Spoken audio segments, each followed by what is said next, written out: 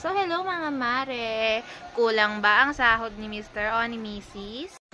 Kulang ang inyong budget for this month. May emergency at kailangan ng agarang cash. Wala nang pambaon ng mga bata sa eskwela. Or nilalamig at walang pambili ng champurado. Check mo na agad ang iyong GCash. Pumunta ka under borrow. Silipin mo ang GGives mo or G-credit mo. Baka may eligible ka na dyan na credit loan. Bayan, credit na loan pa. Credit limit pala. Katulad nitong sa client ko, 100k yung available niyang credit limit. Imagine mo, 100k? Alam mo ba ang GGives na hindi lang yan for grocery or pambili ng gadget sa mga merchant nila, sa mga partner store ni GCash? Pwede mo rin magamit yan sa emergency mo. Lalo na kung kailangan mo ng cash.